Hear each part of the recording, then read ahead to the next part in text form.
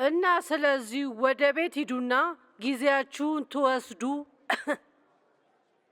እና ችግር ባላችሁ አካባቢ የእግዚአብሔርን ቃል በትጋት ማጥናት አለባችሁ።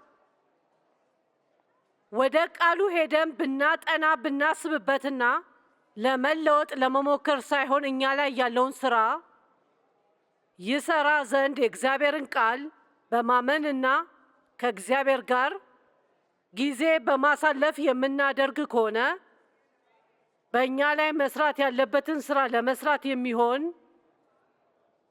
በእግዚአብሔር ቃል ላይ ያለ ኃይል አለ እና ከእግዚአብሔር ጋር ጊዜ ስታሳለፉ የምታደርጉት ነገር ለእኔ ምንም አይመስለኝም። እዚያ ተቀምጣችሁ በመስኮቱ ላይ ልታዩ ትችላላችሁ። እግዚአብሔር ልትረዳኝ የምትችለው አንተ ብቻ ነህ። እኔ ራሴን መለወጥ አልችልም፣ ራሴን መርዳት አልችልም፣ ግን በቃል ውስጥ ኃይል እንዳላምናለሁ። ስለዚህ ቃልህን አጠናለሁ፣ ቃልህን አሰላስላለሁ። በአንተ ፊት ተቀምጬ ምንም ነገር ቢሰማኝም ምንም ነገር ባይሰማኝም በውስጤ እየሰራሁ እንዳለና እየቀየርከኝ እንደሆነ እተማመንበታለሁ።